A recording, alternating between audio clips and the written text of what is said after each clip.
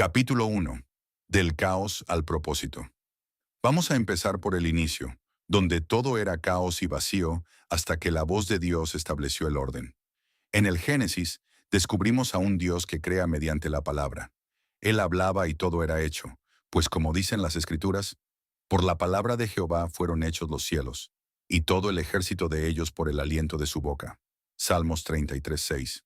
Con ese mandato vocal aparecieron peces, reptiles, aves y bestias, dando paso a una infinita diversidad de fauna y flora. Dios hizo algo impresionante. Separó el cielo de la tierra y acto seguido iba ordenando con su boca que cada animal fuese creado y cada planta brotara, describiendo cada detalle con tal autoridad que la realidad no tenía otra opción más que manifestarse. La creación no fue un proceso de azar, sino un acto de jurisprudencia espiritual. La palabra de Dios funciona como una ley que la materia debe obedecer obligatoriamente. Es una manera gloriosa de entender cómo lo espiritual gobierna y da forma a todo lo que existe en el plano físico, cumpliéndose aquello de que, por la fe, entendemos haber sido constituido el universo por la palabra de Dios, de modo que lo que se ve fue hecho de lo que no se veía. Hebreos 11:3. A modo personal, creo que en el Génesis, incluso en los textos originales, no está descrito al máximo detalle la magnitud de lo que ocurrió. La creación es infinitamente más gloriosa y compleja de lo que nuestra mente alcanza a procesar si hacemos estudios más profundos. Esta complejidad se manifiesta en lo que hoy llamamos leyes naturales: gravedad, electromagnetismo, termodinámica. Dios no solo creó cosas, sino que sostuvo el entramado de la realidad, como dice Colosenses 1:17. Y Él es antes de todas las cosas, y todas las cosas en Él subsisten. Dios establecía un ritmo. Le hablaba a la tierra y creaba un animal, luego al cielo para llamar a las aves, y así sucesivamente hasta completar un hábitat perfecto, un ecosistema en equilibrio para el ser humano. Pero hay que prestar mucha atención aquí, porque hasta ese momento Dios no había creado su obra maestra. Para este caso especial, el Creador se tomó el tiempo, dejando de lado el solo hablar para pasar al tocar. Mezcló la tierra con el agua, formando el barro, y con sus propias manos comenzó a moldear al hombre. Tenía que ser diferente, pues no estaba diseñando un ser vivo más para el ecosistema, sino a su imagen y semejanza. Entonces dijo Dios: hagamos al hombre a nuestra imagen, conforme a nuestra semejanza, y señoree en los peces del mar, en las aves de los cielos, en las bestias, en toda la tierra, y en todo animal que se arrastra sobre la tierra. Génesis 1:26. Tomó ese barro y tras haberle dado forma, sopló en su nariz aliento de vida. Esta es la primera y única vez que el Creador mezcla la tierra con el aire, fundiendo lo físico con lo espiritual. Mientras que los animales fueron llamados desde la tierra, el hombre fue formado en la tierra pero animado desde el trono. El hombre es el único punto de contacto legal entre dos mundos. Al hacer esto, no solo formó al hombre y le dio latidos, le entregó el gobierno, el poder y el señorío sobre las dos dimensiones que habían sido creadas antes. Como bien dice el salmista, le hiciste señorear sobre las obras de tus manos. Todo lo pusiste debajo de sus pies. Salmos 8:6. Es una revelación profunda entender que nadie más podría gobernar sobre ambos ámbitos con autoridad legal, sino aquel que está hecho de ambas esencias, el único ser que camina en la tierra pero respira el aliento mismo de la eternidad. Este diseño dual nos enseña que el ser humano nunca encontrará plenitud solo en lo material, el barro, ni podrá operar eficazmente sin reconocer su origen espiritual, el soplo. Nuestra autoridad radica en nuestra identidad. Somos embajadores de lo invisible en el territorio de lo visible. Capítulo 2. El misterio de la doble naturaleza. Miremos esto con más detalle. Imaginemos el escenario. Dios crea todo un dominio y acto seguido diseña a alguien para que lo domine. Es impresionante. Pero vamos más allá de la superficie. Hace muchos años escuché decir que Dios es un Dios de amor fraternal, aquel que anhelaba extender su linaje a otra dimensión fuera del plano estrictamente espiritual, y por eso creó al hombre, el primer Adán. Sin embargo, al profundizar en esto, entiendo que no lo hizo simplemente para que ocupara un lugar en el plano físico. Él se atrevió a mezclar el cielo y la tierra, como bien dice la Escritura, y creó Dios al hombre a imagen de Dios lo creó, varón y hembra los creó. Génesis 1:27. Fue en ese instante donde se fundieron lo espiritual y lo material, creando una conexión viva entre ambas dimensiones a través de nosotros. ¡Wow! Esto supera cualquier lógica humana.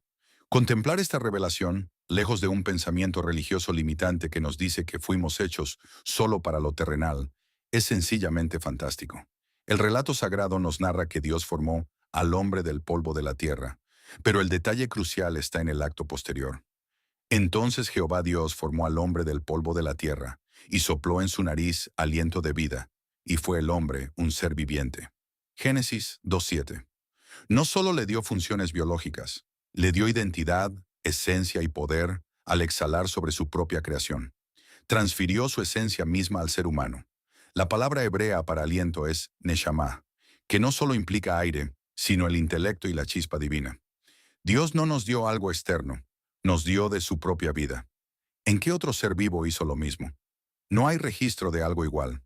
Fácilmente hubiera podido ordenar que el hombre existiera, tal como hizo cuando dijo: produzca la tierra seres vivientes según su género, bestias y serpientes, y animales de la tierra según su especie. Y fue así. Génesis 1:24. Si lo hubiera hecho así, habríamos sido un simple animal más dentro del ecosistema, sin razonamiento ni propósito eterno. Esta diferencia marca nuestra dignidad ontológica. Mientras los animales son alma viviente por diseño biológico, el hombre es un espíritu que habita un cuerpo, permitiéndonos lo que ningún otro ser puede: la adoración consciente. Como dice Job 32:8, ciertamente espíritu hay en el hombre, y el soplo del Omnipotente le hace que entienda. Dios usó sus manos para darnos forma y su aliento para darnos destino. Sopló vida, razón, pensamiento, poder y gloria. En pocas palabras, unió el cielo y la tierra en un solo ser, cumpliendo ese diseño donde lo que se ve fue hecho de lo que no se veía. Hebreos 11:3. Me atrevo a pensar, sin desligarme jamás de la soberanía y la majestad absoluta de Dios, que este mundo tiene sentido solamente por ese detalle: el hombre en él. Sin nosotros, el planeta sería simplemente un ecosistema que subsiste día tras día, pero sin esencia eterna. Un lugar sin Dios manifestado a través de alguien. Como pregunta el salmista con asombro: ¿qué es el hombre para que tengas de él memoria, y el hijo del hombre para que lo visites? Salmo 8:4. Piénsenlo bien. ¿Qué razón tendría el Creador en mirar un planeta lleno de vida, pero sin nadie con quien interactuar, hablar o a quien transferir su herencia? Fuimos hechos para ser sus interlocutores, el punto de encuentro entre lo invisible y lo tangible. La creación fue el escenario, pero el hombre es el protagonista invitado a compartir la mesa con el autor. Sin un interlocutor, la gloria de Dios no tendría quien la administrara en la tierra. Mientras escribo esto, las conexiones fluyen y se entrelazan de forma constante. Y estoy seguro de que tú, mientras lees, sientes lo mismo. Es una revelación que late con fuerza, trayendo a tu mente citas y verdades que confirman que no somos un accidente biológico, sino el proyecto más ambicioso del amor de Dios. Eres el heredero de un aliento eterno. Cada vez que respiras, estás usando el equipo que Dios sopló en ti para que funciones no solo como un habitante del mundo, sino como un administrador del reino. Como dice Efesios 2:10, porque somos hechura suya, creados en Cristo Jesús para buenas obras, las cuales Dios preparó de antemano para que anduviésemos en ellas. Capítulo 3. El recipiente terrenal. Volvamos a sumergirnos en la profundidad de este misterio. Cuando Dios crea al hombre del polvo de la tierra y exhala en su nariz el aliento de vida, no solo le da movimiento, sino que deposita todo lo espiritual dentro de un recipiente terrenal. Entonces Jehová Dios formó al hombre del polvo de la tierra, y sopló en su nariz aliento de vida, y fue el hombre un ser viviente. Génesis 2:7. Es por eso que él mismo nos llama vasijas, contenedores de un tesoro que nos supera. Como bien dice la Escritura, pero tenemos este tesoro en vasos de barro, para que la excelencia del poder sea de Dios, y no de nosotros. 2 Corintios 4:7. Esta metáfora del barro no es casualidad. El barro es humilde, moldeable y común, pero lo que le da valor no es el material, sino el contenido. Dios eligió lo más frágil de la tierra para aportar lo más glorioso del cielo, asegurando que toda mirada apunte hacia el autor y no hacia el envase.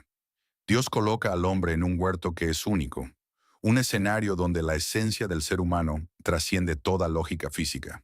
Se para frente a las bestias, los animales y toda la arquitectura de lo creado, y la creación entera se estremece porque lo reconoce. reconoce a su creador a través de este ser que, paradójicamente, también fue creado.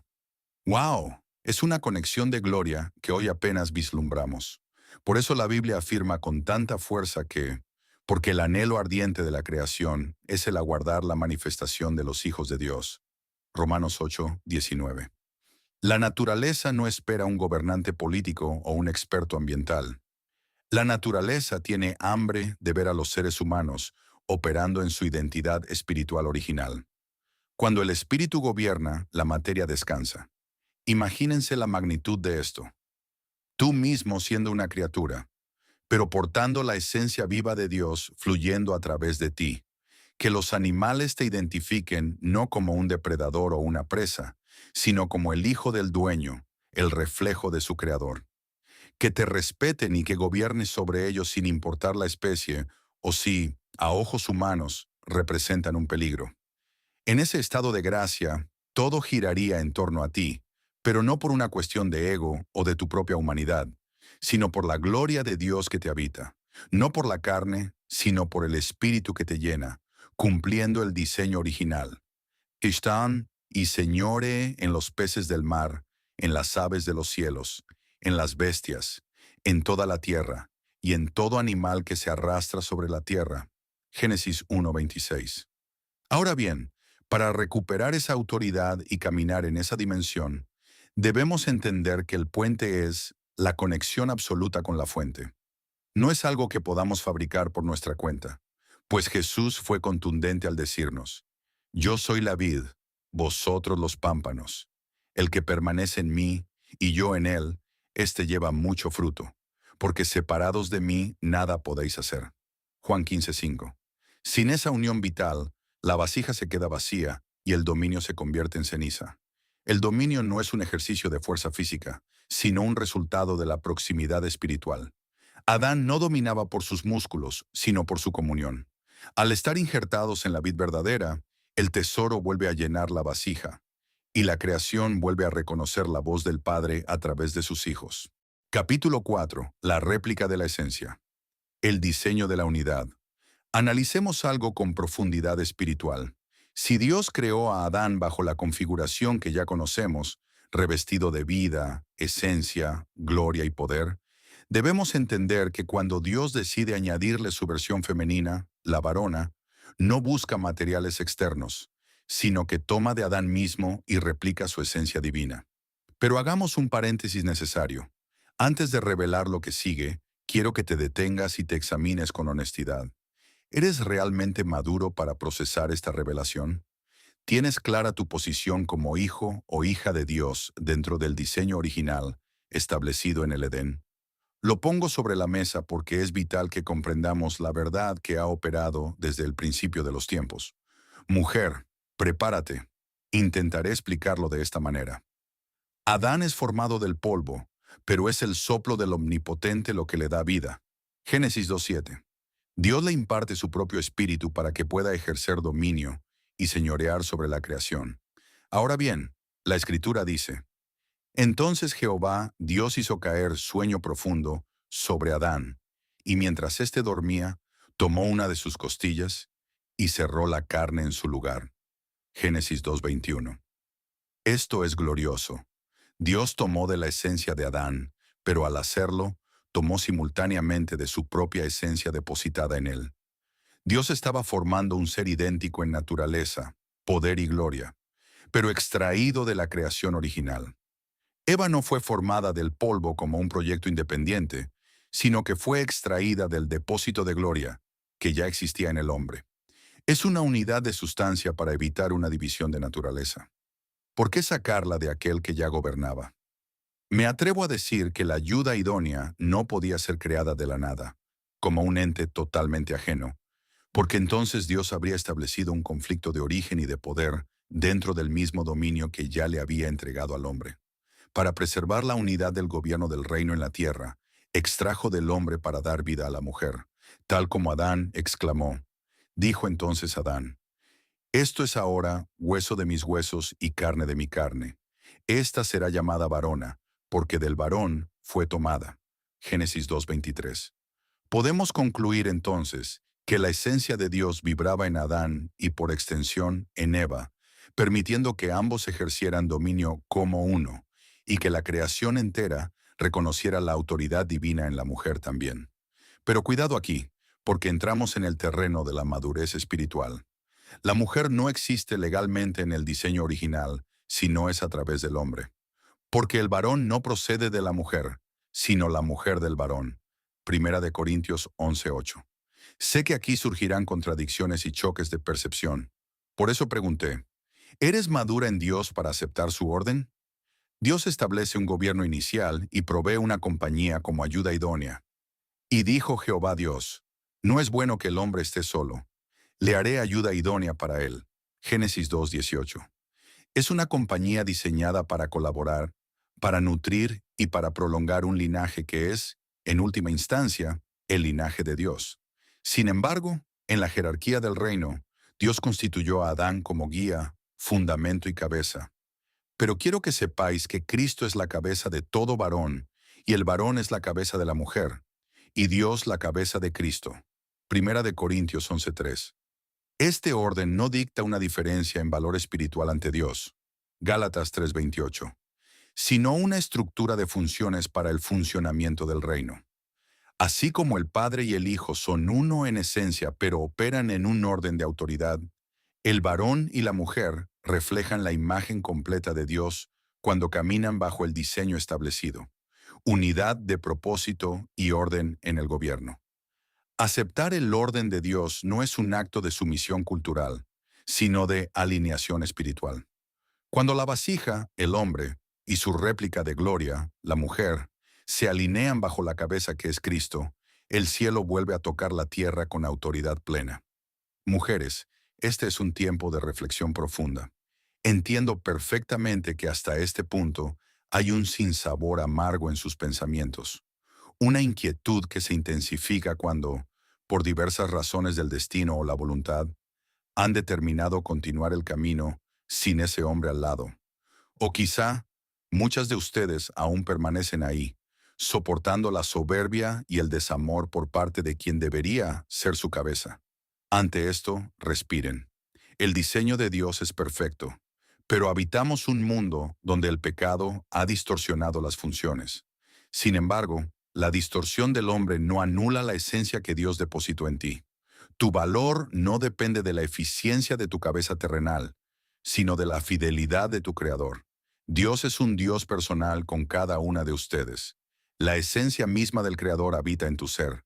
Su vida, su razón, su pensamiento, su poder y su gloria están impresos en su ADN. Ustedes no son un plan B ni una creación de segunda categoría. Son la portadora de la misma imagen divina. Como bien afirma la Escritura, y creó Dios al hombre a imagen de Dios lo creó. Varón y hembra los creó. Génesis 1:27. Hasta aquí todo claro, ¿verdad? Es vital comprender que, aunque el orden de gobierno establece una jerarquía funcional, la ontología, el ser, es compartida. El imago Dei, imagen de Dios, no está completo en el varón solo, sino en la unión de ambos. Si te encuentras sola o en una situación de dolor, recuerda que tu primera y más importante cobertura es el Dios que te sopló vida directamente a través de esa costilla original.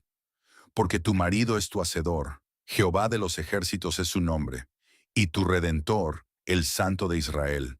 Dios de toda la tierra será llamado. Isaías 54:5. La madurez que pedí anteriormente no es para que aceptes el maltrato, sino para que entiendas que tu identidad es tan alta y tan pura, que ninguna circunstancia terrenal puede borrar el sello de gloria que Dios puso en ti al formarte de la esencia de su gobierno. Capítulo 5. El eco del Edén. Hagamos un resumen para asentar el corazón. Dios extiende su linaje a través del hombre creado por él, depositando su esencia divina y estableciendo una ayuda idónea, una fuerza aliada y complementaria, en la vida del varón. El diseño original era hermoso, que juntos se dejaran llevar por el cauce del amor y cumplieran el mandato de fructificar, multiplicarse y sojuzgar la tierra con más Adancitos y Evitas. Era, literalmente, una unión del cielo y la tierra representada en un ser vivo sobre este mundo. el punto de encuentro entre lo eterno y lo terrenal manifestado en Adán. El Edén no era solo un lugar geográfico, era una frecuencia espiritual. Adán y Eva no visitaban la presencia de Dios.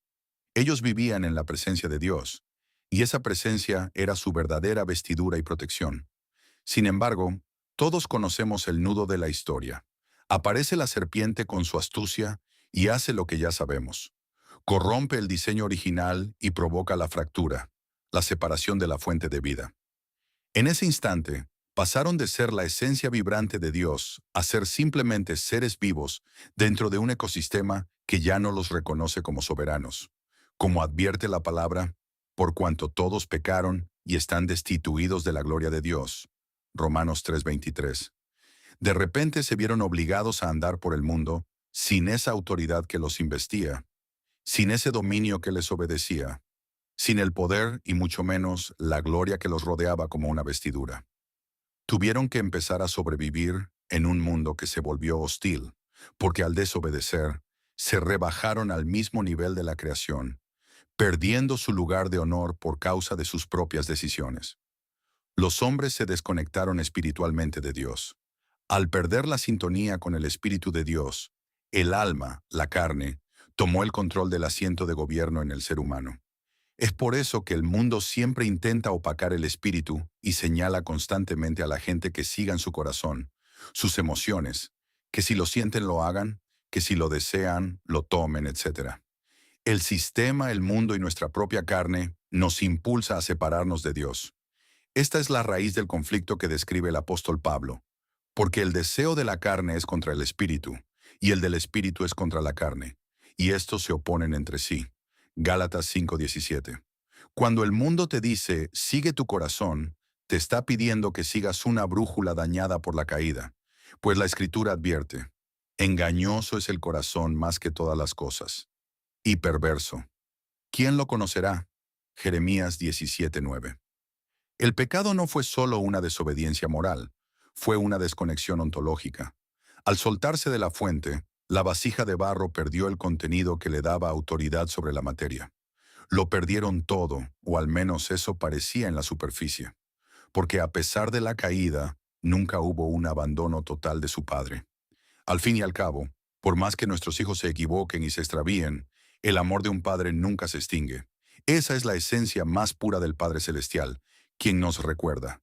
Jehová se manifestó a mí hace ya mucho tiempo, diciendo, con amor eterno te he amado.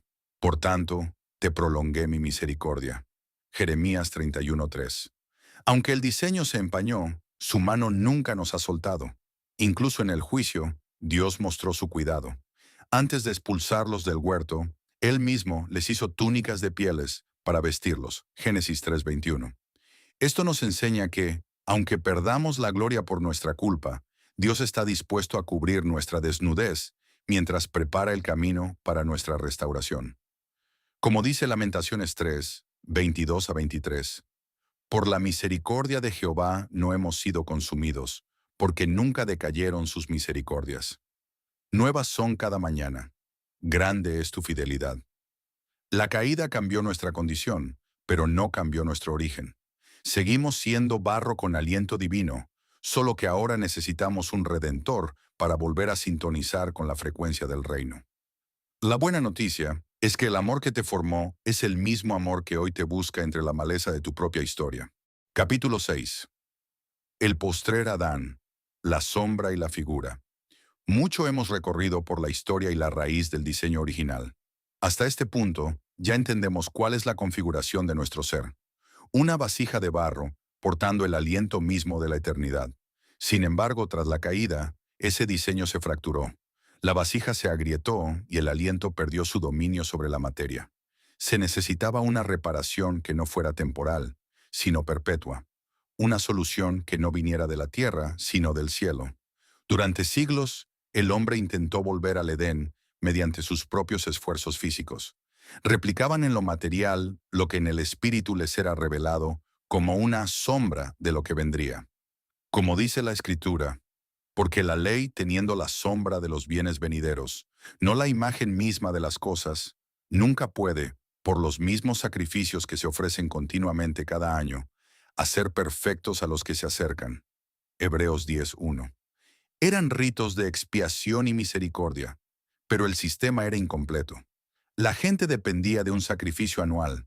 Si alguien fallaba o no alcanzaba el rito, quedaba fuera de la cobertura. Todo el pueblo de Dios vivía en un suspenso sagrado, aguardando la manifestación de un Salvador que no solo cubriera el pecado, sino que restaurara la naturaleza humana. Debemos entender que Dios no está limitado por el tiempo. El sacrificio de Jesús no comenzó en la cruz del Calvario hace 2000 años. Fue decretado en la eternidad.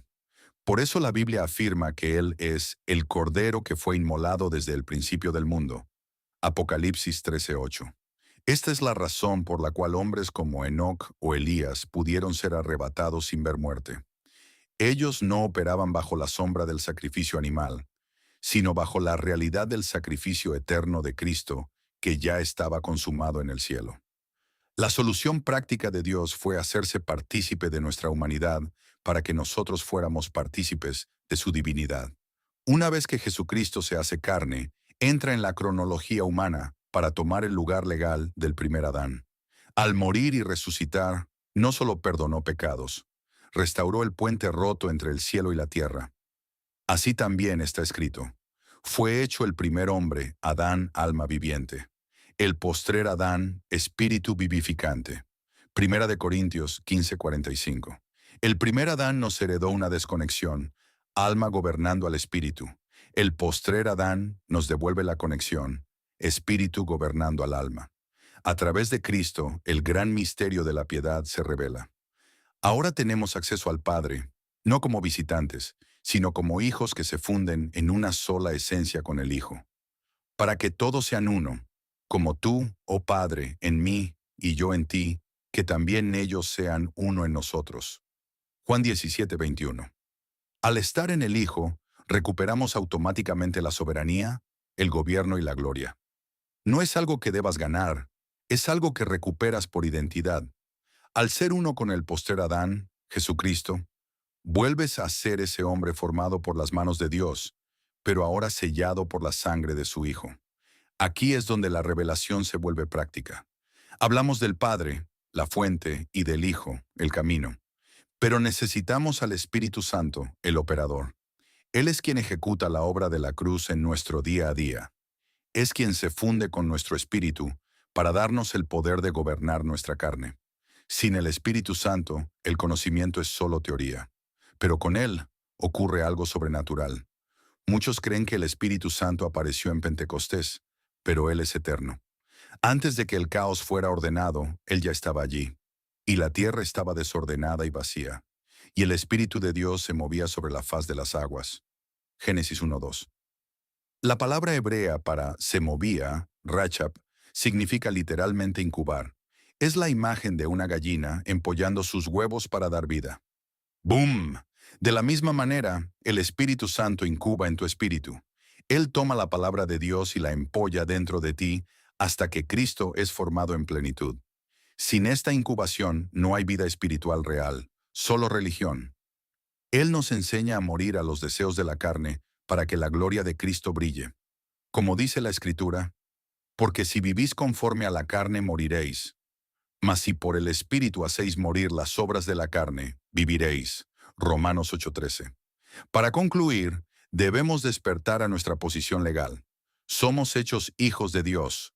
No somos un accidente de la naturaleza, ni un producto más de la creación. Somos la única parte de la creación que porta la imagen del dueño. Por eso, la creación entera no está esperando mejores leyes o más tecnología. Está esperando que tú despiertes. Porque el anhelo ardiente de la creación es el aguardar la manifestación de los hijos de Dios. Romanos 8:19. Cuando un hijo de Dios camina en su verdadera configuración, cielo y tierra unidos en un solo ser, la creación reconoce esa autoridad. Los animales, las plantas y las circunstancias deben alinearse al diseño original porque ven en ti la esencia del Creador. Nuestra victoria no es un esfuerzo, es un descanso. No peleas para tener victoria, peleas desde la victoria de Cristo. Mas el que se une al Señor, un espíritu es con Él. Primera de Corintios 6:17. Al estar unidos a Él, su autoridad es tu autoridad. Tu paz no depende de lo que pasa en la tierra, sino de lo que ya se estableció en el cielo. Mantengámonos en esa intimidad constante, permitiendo que el Espíritu Santo siga incubando su gloria en nosotros hasta que el mundo no vea a un hombre o una mujer común, sino a Dios manifestado a través de sus hijos, nosotros.